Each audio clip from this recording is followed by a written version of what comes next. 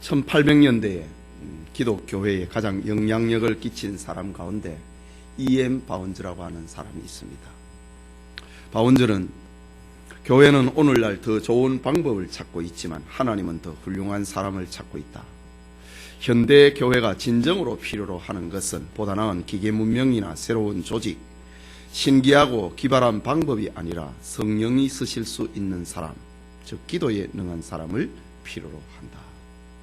성령은 방법을 통해서 흘러나오지 않고 사람을 통하여 역사하고, 성령은 기계 문명 위에 임하지 아니하고 사람들 위에 임하신다. 성령은 계획 위에 부어지지 아니하고 기도하는 사람 위에 부어진다 라는 말을 남겼습니다. 200년이라고 하는 세월이 지난 오늘의 교회 역시 마찬가지입니다. 사람들은 더 좋은 기계, 더 좋은 기술, 더 좋은 방법, 더 좋은 제품, 더 좋은 제도를 찾아 헤맵니다. 그러나 하나님은 하나님이 쓰시기를 원하는 사람, 기도하는 사람을 지금도 찾고 있는 것입니다. 오늘 본문은 예수님께서 항상 기도하고 낙심하지 말라 라고 제자들에게 권면하시고 난 다음에 교회 안에는 두 종류의 사람이 있다라는 것을 비유적으로 들려주고 있는 말씀입니다. 어느 날 두 사람이 기도하러 성전에 올라왔습니다. 이들은 같은 이스라엘 사람으로서 하나님이 주신 종교성을 가지고 기도하기 위하여 성전에 올라왔습니다. 그 중에 한 사람은 사회로부터 인정을 받는 바리새인이었고 또 한 사람은 멸시와 조롱을 당하는 세리였습니다. 바리새인은 문학적인 기도, 웅변적인 기도, 감동적인 기도, 그리고 거룩한 종교 행위를 하다가 성전에서 나갔습니다. 하지만 세리는 종교적인 격식을 갖추지도 못하고 종교적인 방법도 조직도 기도의 언어도 없이 가슴을 치며 기도하다가 성전에서 내려갔습니다. 사람들은 외모를 보고 평가하고 판단하기를 좋아하기에 바리새인에게 여러 가지 존경과 사랑과 배려를 아끼지 않았습니다. 그리고 세리에게는 멸시와 미움과 비난을 쏟아부었습니다. 그러나 하나님은 중심을 보시기에 바리새인이 아닌 세리에게 자신의 사랑과 자신의 용서와 자신의 은혜를 베풀어 주신 것입니다. 이 같은 일은 저 1세기 팔레스타인에서만 일어나는 것이 아니고 오늘의 교회 안에서도 발생합니다. 오늘 본문은 우리의 신앙생활은 사람이 아니라 하나님 앞에 있고 하나님의 평가와 하나님의 관점에 모아져야 된다라는 것을 오늘 성경을 통해서 우리에게 들려주고 있는 메시지입니다. 이 시간 두 종류의 교인이라는 제목으로 하나님의 말씀 받고자 합니다. 말씀을 듣는 우리 모두에게 하나님의 은혜 주심이 있기를 소원합니다. 먼저 바리새인류의 교인이 있습니다. 바리새인이라고 하는 히브리 말은 분리한다, 나눈다, 구분한다 라는 뜻을 가지고 있습니다. 이들은 바벨론 포로 후기에 세계 각처에 흩어져서 살아가던 유대인들, 이들을 가리켜 디아스포라라고 하는데, 포로 후기에 세계 각처에서 흩어져서 살아가고 있던 유대인들이 자신과 공동체의 신앙을 지키기 위하여서 철저하게 세속과 구분하면서 살아갔던 아주 훌륭한 신앙인들이었습니다. 그런데 세월이 지나가면서 그 순수했던 신앙적 열심은 사라지고 유대 사회에서 존경받는 지도자, 공인된 예국자, 그리고 거룩한 종교인으로 추앙을 받으면서 신앙의 내면보다는 외형적인 모습을 중시하는 상징처럼 되어버리고 말았습니다. 그래서 오늘날 어떤 사람들을 가리켜 저 사람은 꼭 바리새인 같다, 그 상징이 되어버렸습니다. 내면보다는 외형을 추구하고 있는 사람 말입니다. 본문에 그런 바리새인 중 한 사람이 기도하러 성전에 올라왔다 라고 기록을 합니다. 그런데 바리새인은 자신의 삶을 통하여서 기도를 나타내고 있는데 그게 두 가지입니다. 하나는 따로 기도하는 것입니다. 세 가지로 볼 수 있습니다. 따로 기도하는 겁니다. 본문 11절에 보면 바리새인은 서서 따로 기도하여 이르되 라고 했습니다. 이 따로 기도한다 이 말이 무슨 말이냐 이거죠. 예. 우리가 번역을 새로 했는데도 본래의 의미를 다 표현하는 데는 부족합니다. 여기 따로라고 하는 헬라 말은 프로스 헤아우톤, 헤아우톤이라고 하는 말은 자기라고 하는 그 인칭 대명사거든요. 프로스 투라고 하는 전치사입니다.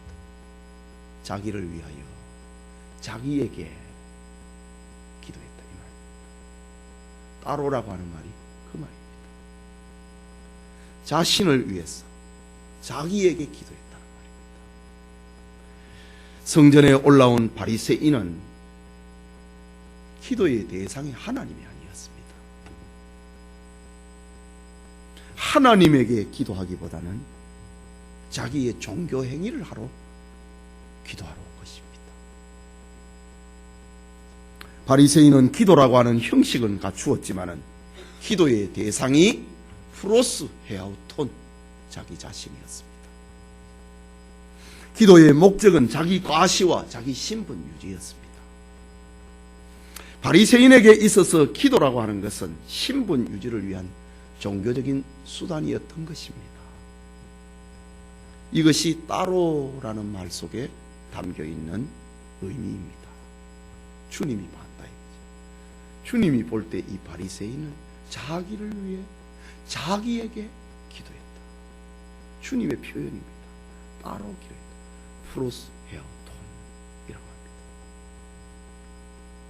그러니 바리새인의 기도에는 간절함이 나타나지 않습니다. 하나님의 절대성, 하나님의 필요성이 그의 기도 속에 나타나지 않습니다. 다른 사람이 나를 어떻게 생각할까? 다른 사람이 나를 어떻게 생각해 줄까? 그걸 위해서 기도한 겁니다. 여러분, 오늘 우리의 신앙생활을 돌아봅니다. 우리의 기도 생활을 돌아보십시오. 누구에게 기도하고 있는가? 사람이 나를 기도하는 사람으로 인정해 주기를 원하고 기도하고 있는가? 혹시 나의 신분 유지를 위해서 신앙생활을 하고 기도생활을 하고 있지는 않은가? 목사라고 하는 신분, 장로라고 하는 신분, 권사와 집사라고 하는 그 신분 유지 때문에 나를 어떻게 평가할까? 그것 때문에 내가 새벽에 기도하러 나오고 수요일에 나오고 금요기도에 나오고 주일 오전 오후에 나오고 있지는 않은가? 자기를 프로스 헤아우톤이라는 말입니다. 하나님이 우리의 기도와 신앙생활의 대상이 되어야 됩니다. 다른 사람이 나를 어떻게 생각할까? 다른 사람이 나를 이렇게 생각해 주면 좋겠다. 그건 기도가 아닙니다. 종교 행위였습니다. 계속해서 바리새인은 기도는 하고 있는데 다른 사람과 비교를 하고 남을 멸시를 하고 있습니다. 11절을 다시 봅니다. 바리새인은 서서 따로 기도하여 이르되 하나님이여 나는 다른 사람들 곧 포색 불이 간음하는 자들과 같지 아니하고 이 세리와도 같지 아니함을 감사하나이다 라고 했습니다. 우리도 간혹 이렇게 교회에서 공적 기도를 인도를 하는 사람들이 이런 표현을 간혹 씁니다. 하나님 오늘 주일이 되었는데 어떤 사람은 산으로 가고 어떤 사람은 바다로 가고 어떤 사람은 스키장으로 갔는데 오늘 우리는 여기에 나왔습니다. 이게 무슨 기도입니까? 그건 바른 기도 아닙니까? 응? 오늘 우리는 여기에서 나와서 예배드리게 된 거 감사합니다. 다른 사람과 나를 비교하는 것은 그 바로 기도 아닙니다. 오늘 바리새인이 그랬다고요. 나는 다른 사람들 곧 토색, 불의, 간음하는 자들과 같지 아니하고 이 세리와도 같지 아니함을 감사하나이다 라고 했습니다. 바리새인의 기도에, 오늘 11절의 기도의 강조점은 감사합니다. 무엇에 대해서 감사하고 있느냐, 수많은 사람들 중에서 내가 구원받았음을 감사합니다, 이게 아니고 우리는 이런 감사는 늘 해야 됩니다. 그러나 내가 저 사람과 같이 아니함을 감사합니다. 자기 의지 아닙니까? 그거는 합당한 것이 아닙니다. 바리새인의 감사는 감사를 하고 있는데 철저하게 자기 도덕성에 근거해서 감사하고 있습니다. 나는 저 사람과 같이 한다.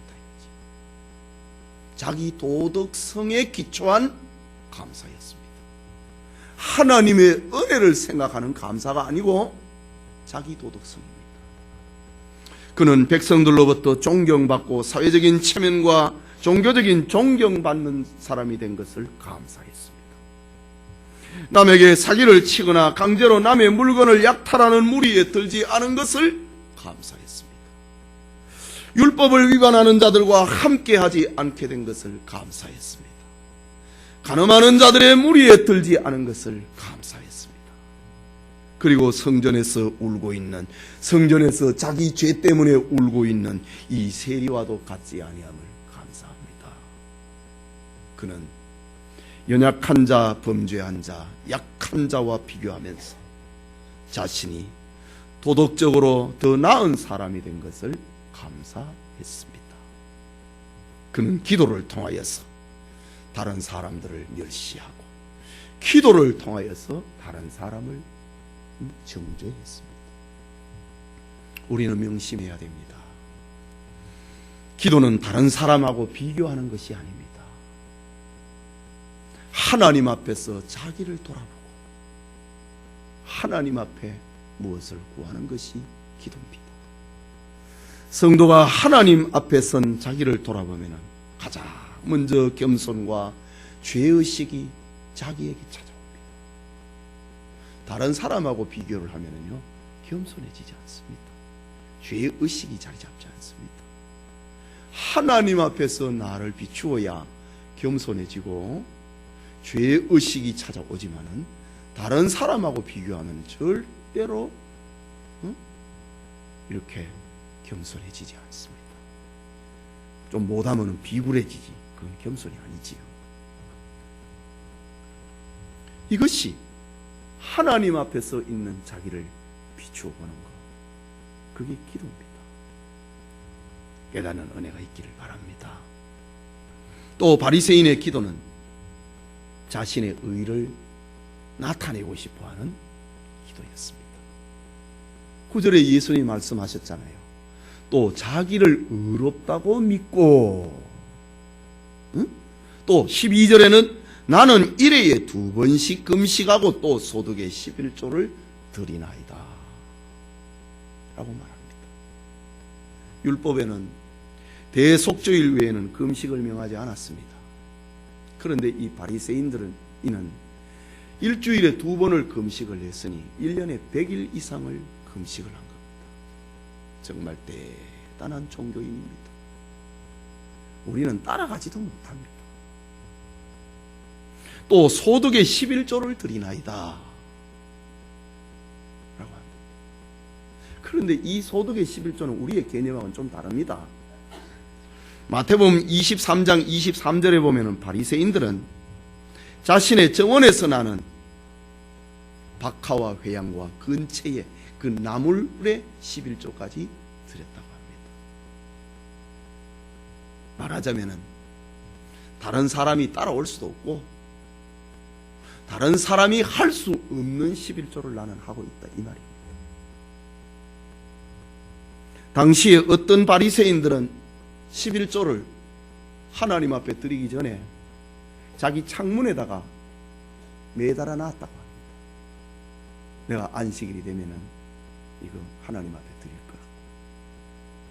밖에다가 창가에다가 지나가는 사람들이 볼 수 있게 그걸 걸어놨다.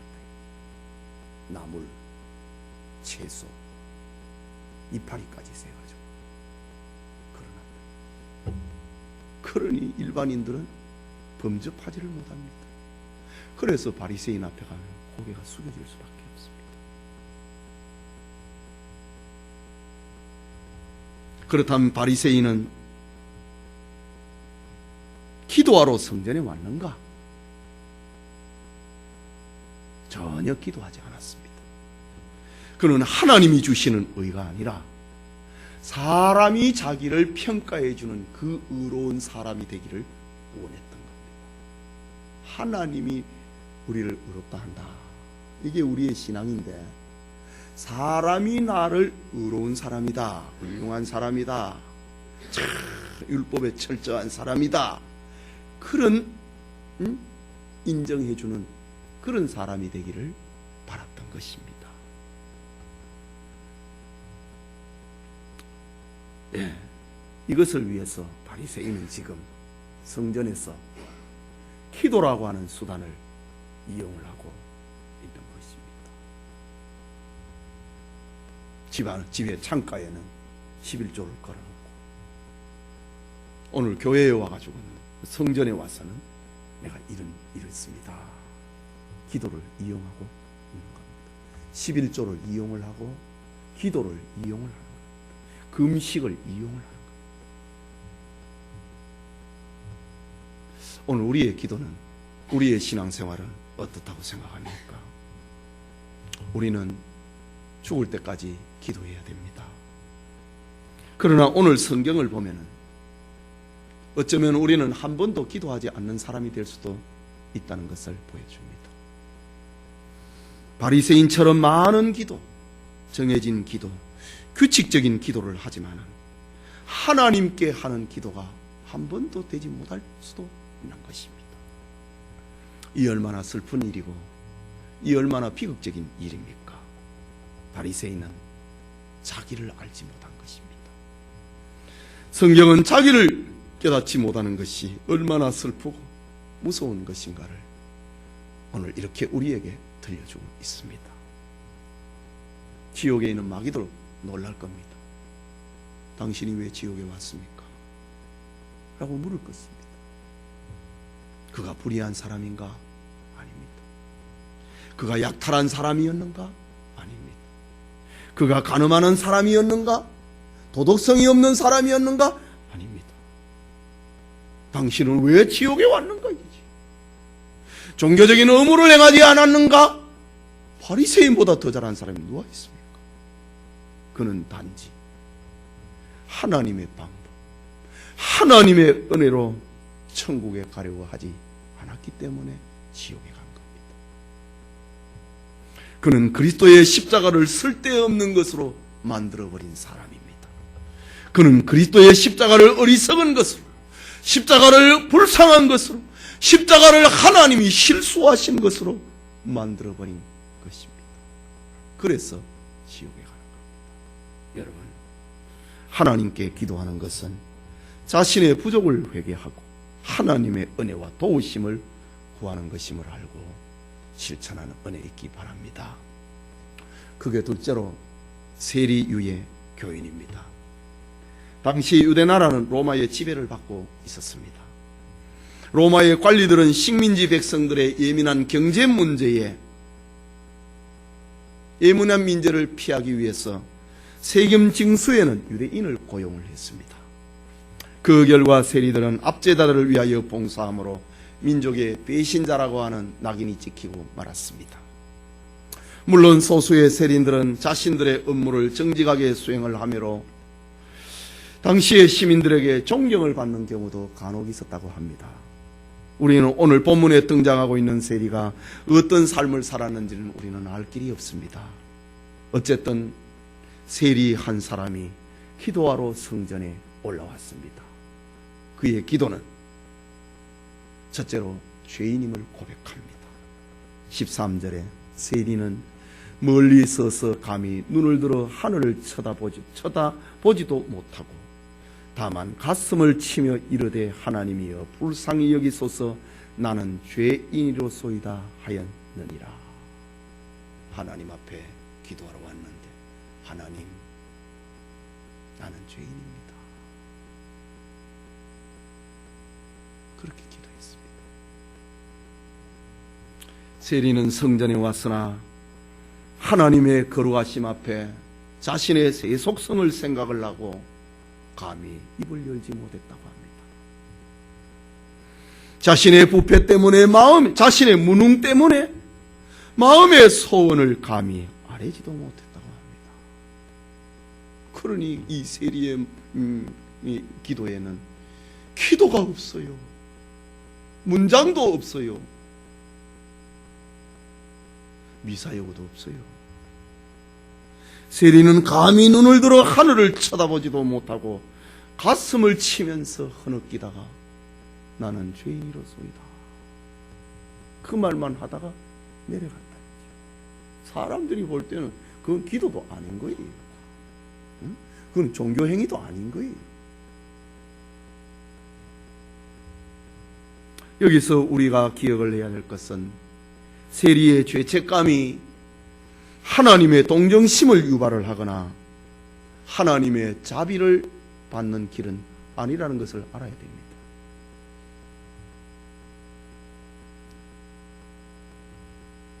환자의 치료는 환자가 자기 병을 인정을 한다고 해서 치료받는 거 아니지 않습니까? 자기가 환자임을 인정을 하면 의사에게 가야 됩니다. 그래야 치료의 길이 열립니다. 여러분, 우리가 하나님 앞에서 내가 죄인입니다, 죄인입니다 이렇게 한다고 해서 하나님 앞에 동정을 받는 거 아닙니다.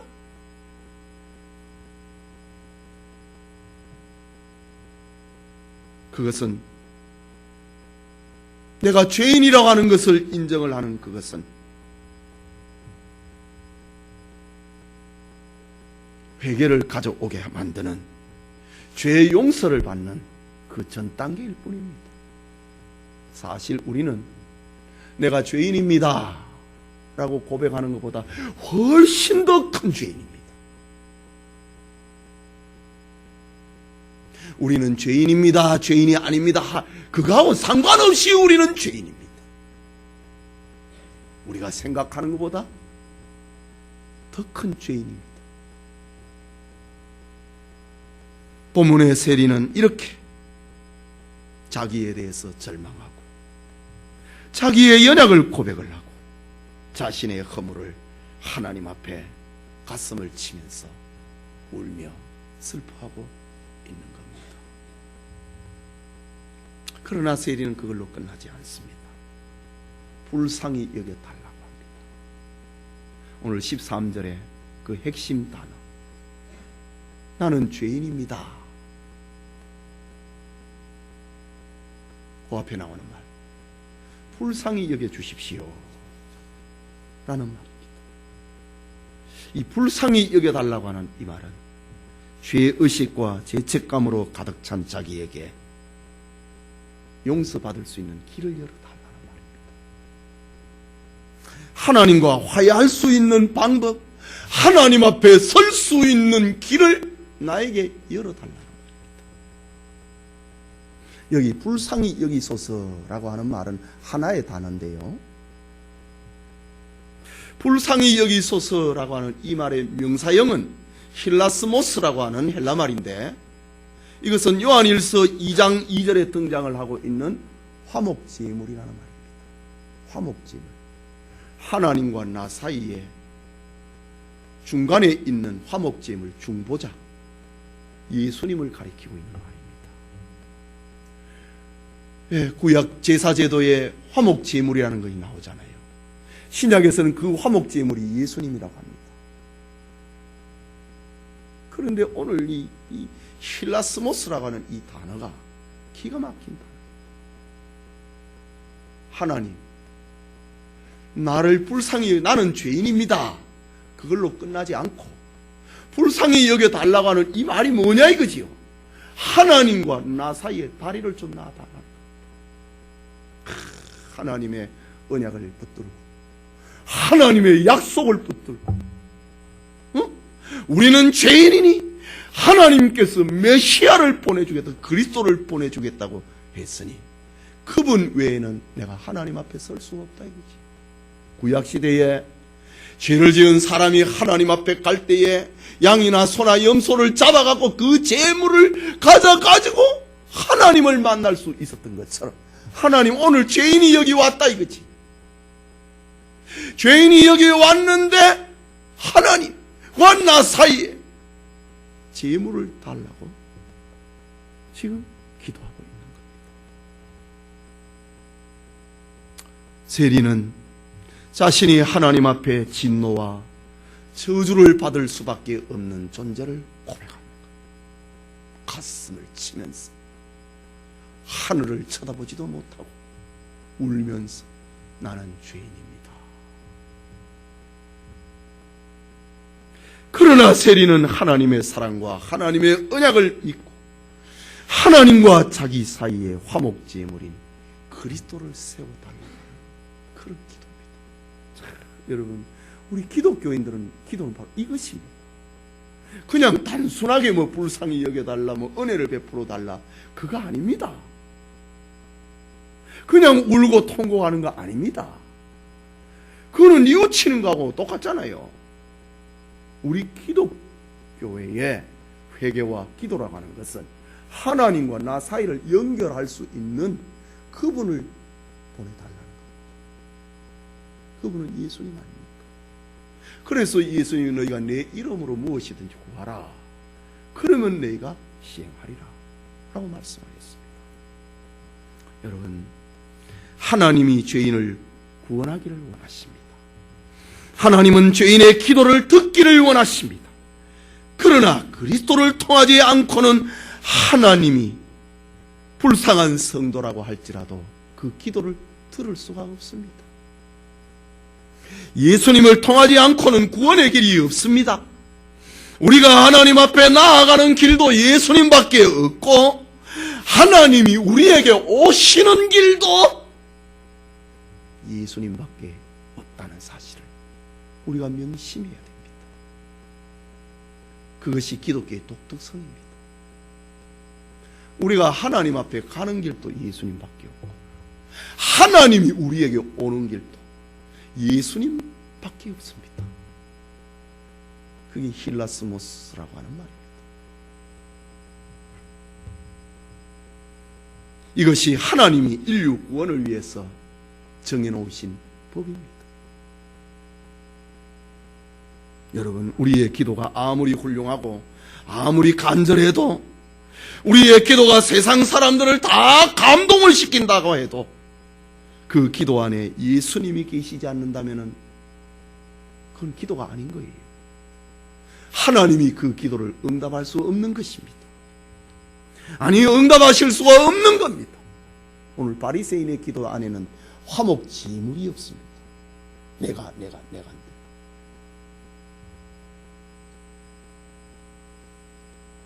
하지만 오늘 세리의 기도는 예수님으로 가득 차 있습니다.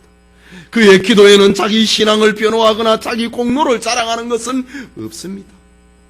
저 공동묘지에 이유 없는 믿음이 없는 것처럼 자기 이유, 자기 핑계, 자기 변명이 없는 사람이 세상에 어디 있습니까? 내가 누구 때문에 그래 됐다고라도 말을 할 수 있지 않습니까? 그러나 세리는 그렇지 않았습니다. 세리의 기도는 하나님이 주시는 은혜의 법 외에는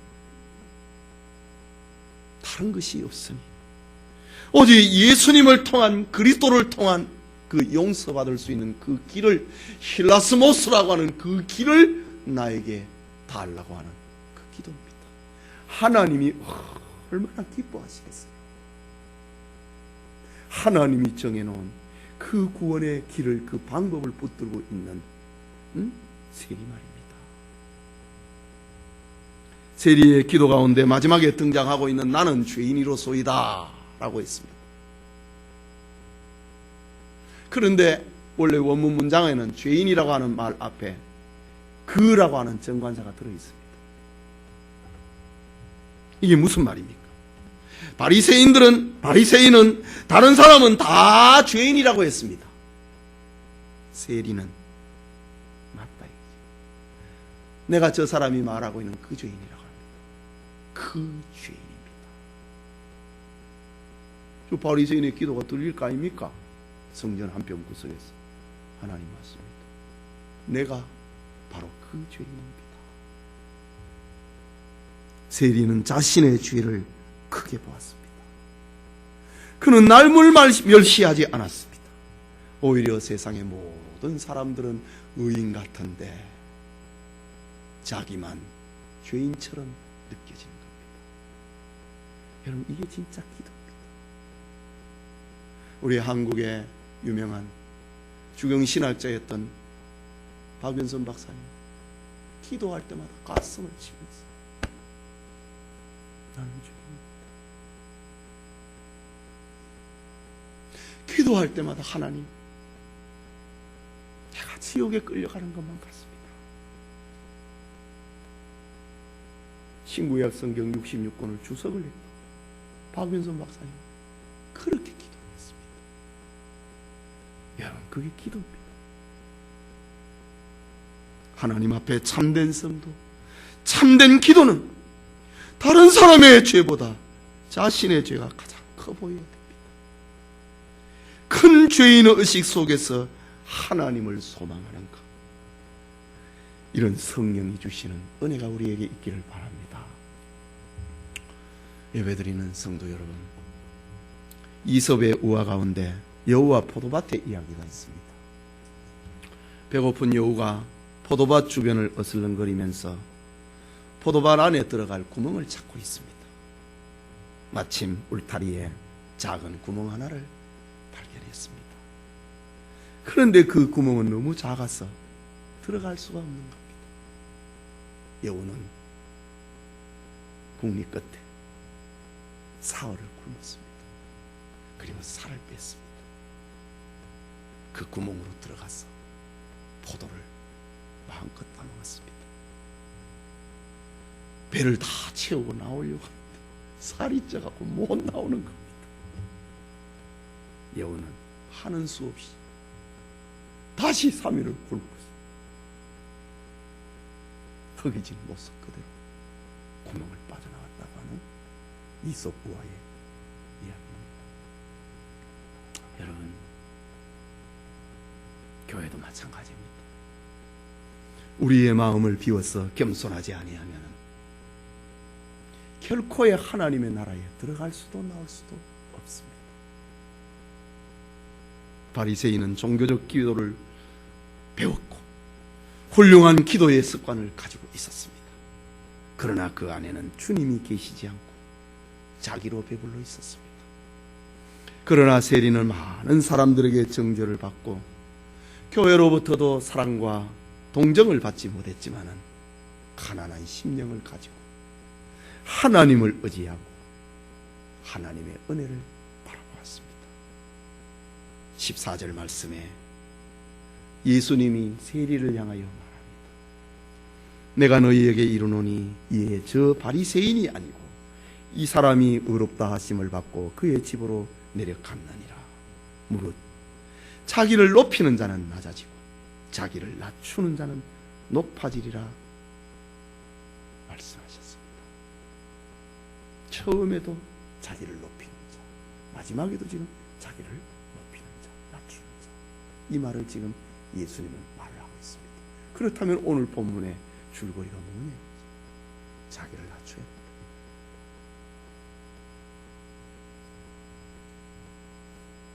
마침내 세리는 하나님이 입혀주시는 의의 옷을 입고 성전을 나왔습니다.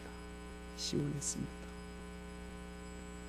성전에 올라갈 때는 큰 죄짐을 짊어지고 올라갔지만 나올 때는 그 짐을 다 내려놓고 나왔습니다.